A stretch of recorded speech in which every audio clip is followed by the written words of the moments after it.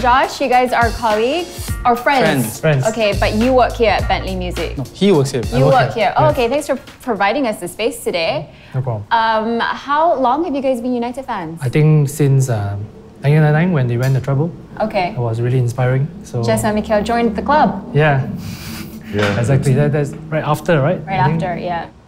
For me, I'm older, so I supported United far longer during the 1996 season, where Eric Cantona was his last season with the club.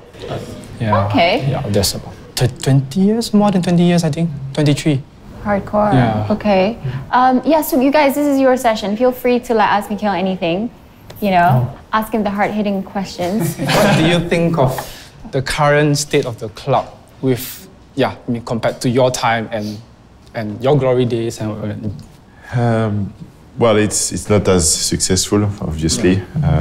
The last major trophy was with Jose Mourinho, Europa League. So it's not like it's desert, but we're not on a hike at the moment.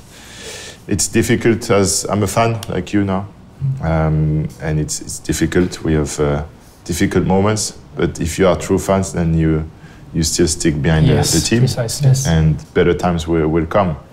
So you look at the positives, the improvement of the team slowly, bits and pieces of business. We were talking about expensive defenders, but that's what it costs now on the market to go for a good centre back. It's going to cost you around 50 to 70 to 80 million. It's crazy. It's insane.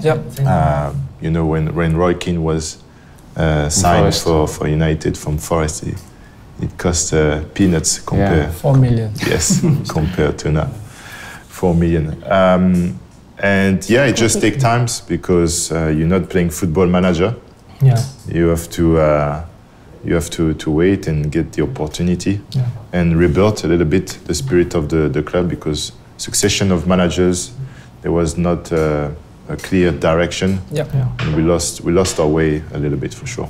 What do you think should be done? You know, is it from the board level? Is it the players? Is it the manager? What is it? But it comes from the decision makers, the owners and the management.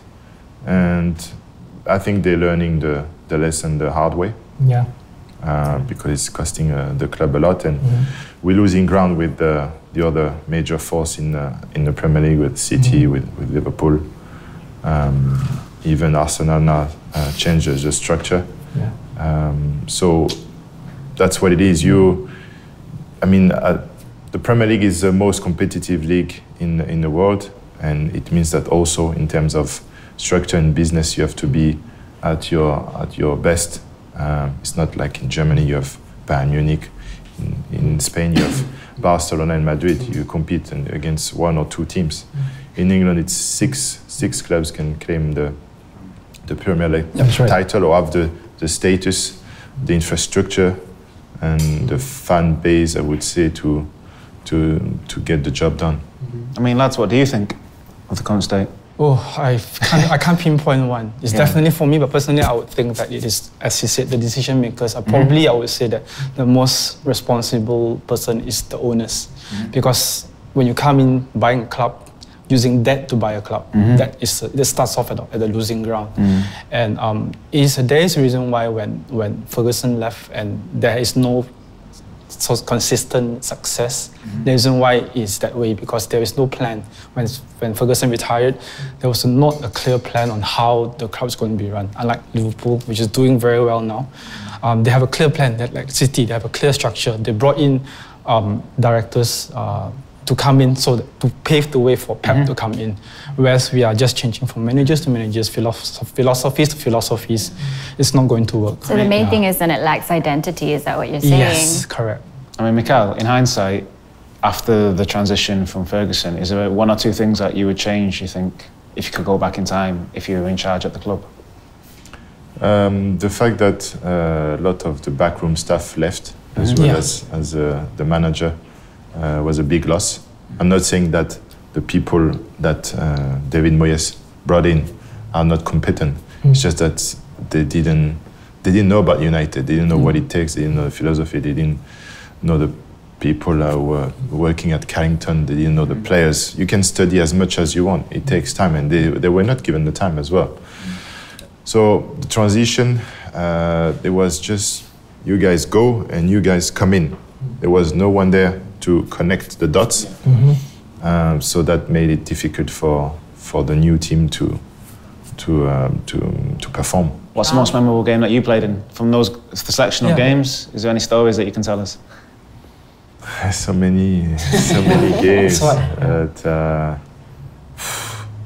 don't know. Yeah, probably the crazy one was when Martin Kern jumped on Ruud van Nistelrooy. That was off. Were you there at the tunnel where they're throwing pizzas all around? Yes. I skipped the pizza. I ducked at the right time. You knew who the culprit was, right? I mean, I think he came out and said it anyway. Who? Who threw the pizza? Cess. Yeah, but he did. It said later, much later. Much later, yeah. But you guys knew, obviously, then? Or did you just see pizzas flying around? No, we didn't know because there was so many people involved. And I was in the corridor. I saw some food flying. Must be chaos. Crazy. What about Sorry, go on. We miss those times, man. Really, we don't have that kind of players that have that kind of aggression, intensity, of the fight to win games now. Now it's like they touch a bit, I'll fall on the floor and I'll roll around a few rounds just for the cameras not only that, and stuff like that. When they came out from the tunnel, I mean, yesterday the game, Liverpool's Man United, the players are hugging each other. They were high-fiving. I don't know what they're doing. Yeah, they're all brothers. I don't know. They're all brothers now. They're brothers. Yeah, exactly. I mean, is that the right mentality to show? It's a trend, you know. You say hi to everybody. Your friends on Instagram, your friends on Twitter, your friends on Facebook, and that's how it is. And they like, we respect each other, and all the messages from the Premier League and UEFA and FIFA, it's all about brotherhood and respect and blah blah blah. So it's going against that type of animosity and electricity and fighting spirit. But the society we live in, but talking about the tunnel, obviously the tunnel incident, you were in the tunnel that time with Vieira and Keane. Yeah. What was your experience of that? No, I was like, this is gonna be a hot game. Yeah, it was, wasn't it? We start already in the tunnel. And in fact, I got sent off that game. So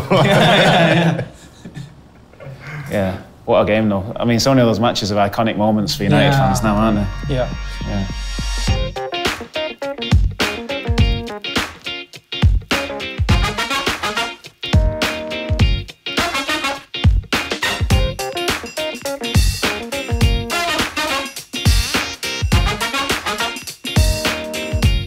Your role in the teams that you played at, it's never been the starring role.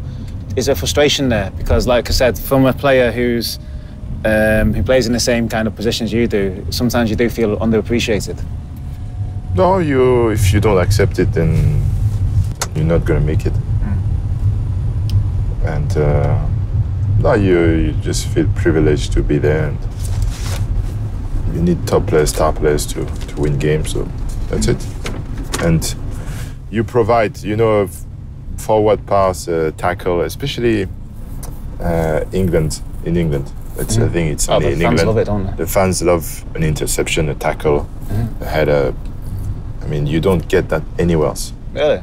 Pass back, you chase the ball back to the goalkeeper. You're gonna get claps. You do that in France, in Italy, in Spain, in Germany. You won't get anything. Because that's been my frustration over here. Because in my head, I'm comparing it to the UK, and I'm thinking they don't appreciate this kind of thing when you head it back. All right, so it's the same.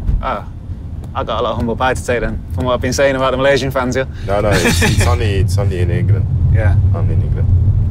So as a defender, you feel valued a lot more by the fans in UK than anywhere else.